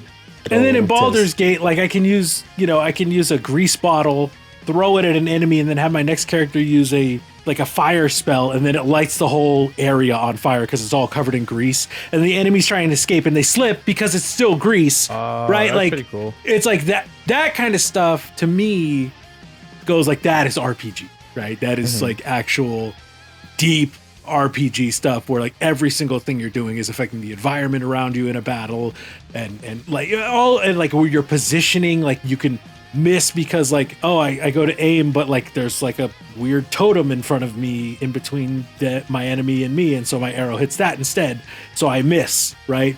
Like, it's really cool stuff like that. I do also like Lethal. I want to give the honorable mention to Sea of Stars, because Sea of Stars is just incredible. It is incredible as a smaller like indie title that's very much built to be like Chrono Trigger or like Mario RPG, right? There's references to a ton of references to both of those games in that game. It's brilliant. The pixel art is absolutely gorgeous. You're right about that. Yep. And then I want to say, like, I played Starfield for a long time and didn't ever feel like I was in the role-playing aspect of it at all. Like, which is like, that's what Bethesda was good at, man. Which is like, I don't know. That's why unfortunately games are trash. Sorry. I like the old Bethesda games, but like, if this is like, if this wins Best RPG, especially with Baldur's Gate in in the category, then basically that's Geoff going like, we had to give Xbox something, guys. Like, Baldur's Gate's gonna win everything else. Like, we had to give them something this year because they're trying. We see they're trying. You know, I was just gonna say, just a testament to, again, a very incredibly stacked, amazing year of games. Yes, that's true, because if this was last year. Yeah. Oh, yeah. For sure. Or 2021. Well, if Starfield came out in 2021, there's a chance that it would. I mean, I think it absolutely would have been nominated for Game of the Year, and there's a chance it might have won. Right? Pending it came out how it did today, but in 2021, the fact that they said, "Oh, we spent a year crushing bugs and stuff," and it was still kind of pretty buggy. You know, like, tells me like if it came out in 2021, it would have been like Cyberpunk. Like, I think for me, it just didn't feel like a new Bethesda RPG experience, like a modern day new take on their formula. Like, it really did feel like it was just another Skyrim. I felt like there was a Skyrim mod to include space, or not Skyrim, but like Fallout. Like I think we said that too, Bobby. I think we said it before. Like, it really didn't really feel like it. Like, there was anything about it that felt new, and it just felt like the same old Bethesda formula. Like, it didn't feel like it was like, you know, the next step in what they could do. And again, not that it was bad. It's just that, like, when I look at these other games, I'm like, you know what, I enjoyed more what this game had to offer. You know, I enjoyed, you know, this version, or not this version, but you know what I mean. I just enjoyed how they went about it or whatever. But I also want to say this too before I forget it, because it's in my head. But for anybody, if there's anybody who ever goes like, oh, you know, you're doing the 16, half Sea of Stars, like, why not just go and give it all a Sea of Stars? And I just want to say, because if you don't tell Square Enix their games are good, they just won't continue. And so I just wanted to get that out there, because it is true. This Square Enix is like so hard on their on their own games and everything. And it's like, if they don't get the recognition, if they don't get these awards and everything, like, I don't know. I'm afraid for the company. I love the games that this company makes, and so it's like, I feel like you have to I need them to get some recognition and everything, bro. They're so hard on themselves. And I'll say the same thing about Final Fantasy XVI, right? Like, in any other year, there's a good chance that would have been the game of the year. Like, 100%. It's a very good game. But man, you're talking, like, I know you guys not huge Zelda fans. Zelda, like, that game sold like crazy. It reviewed like crazy. Baldur's Gate 3 sold like crazy, reviewed like crazy. Spider-Man sold like 5 million copies in 10 days. Yeah. Right? Like, just, it's so Alan Wake 2 and like the Cyberpunk expansion and Mario and Resident Evil, I guess, right? But even then, they're like Sea of Stars rated like a 91, right? As an indie, like this year was so ridiculously stacked, right? It's unfair. And we made the joke. Yeah, we made the joke at the beginning, right, where I said, "Don't get upset." And Lethal, it's so funny because I'm gonna call you out, Lethal, because I said, "Hey," in the last video, I was like, "Hey, don't get upset if your game doesn't," because I was like, Final Fantasy and Starfield are not gonna get nominated. I don't think, right? And the nominees come out, and the first thing I see from Lethal is, how did they not put Final Fantasy on it? It's absolute bullshit, man. And I get it, but it is like we said, it's a testament to how good this game, like, and how good we as gamers were eating this year, right? Like that something as good as Final Fantasy 16 is like, that's not on the game of the year. And you look at the other games and you go, damn, okay, okay, like, I see where you're coming from, right? Like, again, Resident Evil, whether or not, we don't agree that a remake should be up there, but whether or not, like, it's what ended up happening, right? Even then, I think I think we were talking about Lethal, that like Metroid Prime remaster came out. I forgot that was about like that one. rated 94, right? Like Dead Space was rated at 89 or something as a remake, or at 88. Like, tons of games are just so good this year that, if your favorite game didn't get on it, we know these guys are upset about Final Fantasy 16. I was just kind of surprised. I was like, really? Like, you put Resident Evil over Final Fantasy? It was surprising, but was I upset about it? I was like, no, like, I don't agree with it, but it is what it is, right? It's Jeff's show at the end of the day. I think Skill Up probably voted for Resident Evil 4 and on that guy. Yeah. They have a jury. Keep that in mind. There's like a whole jury of people from different outlets and everything. It isn't really him, but it's the jury of people who... It's Jeff's... The people Jeff picked, right? Yeah. And I absolutely love Skill Up. That was nothing at Skill. I watch his stuff all the time. Him and Austin are just great reviewers, both of them. But yeah, we want to wrap this up with that. Let us know in the comments what you guys think about, all these categories. We would love to hear what you guys have to say. But hey, Jester, Lethal, do you guys have anything to say about all this? Yeah, Final Fantasy 16 got snubbed, and it sucks. It got snubbed. No. All right, Jester? No, yeah. Basically, Final Fantasy 16 got snubbed. But 2 games I'm looking out for next year, Final Fantasy VII Rebirth, and the best game in the whole world, Hades 2. So I cannot wait for those games. Hades 2 is going to be... That if that's not on Game of the Year next year, I'll be shocked, because it's not beating Final Fantasy VII Rebirth. Sorry, it might. Yeah, it might. Pretty it's good. not. It might. You never know. It won't. I'll make sure that won't happen. And you know what's going to be on the Game of the it's going to be on the Game of the Year list next year. Last of Us Part 2 remastered. Oh my! Don't Let's get me go. started. Don't get me started with that. Let's go. All right. All right. Well, hey guys, thank you so much. If you watched today, this was a long one, but these were great conversations to have with these guys. Lethal, where can people find you? We're gonna start doing this, by the way. Are we plugging? Hell yeah! Yeah, we're plugging because like baby. we're here working. So Lethal, where can they find you, man? Yeah, find me over on Twitter, aka X @Lethal1Up. I post anything. I don't know. He talks. I'm usually commenting on a bunch of gaming stuff. That's usually my go-to. Yes. And anime stuff. So if you like anime and gaming tweets or X's, I don't even know what they call them, but tweets. I'll just stay with tweets. Zeets. Zeets? Is it Zeets? Okay, yeah. It might be, knowing or Elon Zeets. Musk. Yeah, Zeets. You can find me there @Lethal1Up. All right, and Jester, aka Will, where can they find you? You can find me on X, Twitter. I'm just gonna call it Twitter. I hate that word, X. But you can find me on X, Twitter, Jester19, YouTube Jester19, or actually JesterZone19, and Twitch on Jester19. I stream a lot, pumping out content on YouTube, so check there, and follow me on Twitter because I'm a big wrestling fan. And so if you like wrestling, just follow me and we can talk about wrestling and Kingdom Hearts and gaming. That's awesome. Like I'm down. I'm gonna absolutely follow you, Jester, because you've been a really great. Like I've never sat here with a brand new person talking for almost 2 hours. Yeah, so I love that. I'm really introverted and antisocial. I'm with you. I'm with you too. But it's been great. So I'm LittleBobby here. I'm on YouTube, LittleBobby. Look for the Legend of Zelda looking logo that says LittleBobby. You'll find me. And at Twitter, I think I'm at LittleBobby TV. I'm pretty sure. Yes, sir. Yeah, that's it, at LittleBobby TV. So yeah, you can find me. I talk my shit. I don't care who you are. I will tell you like your thing is stupid or whatever.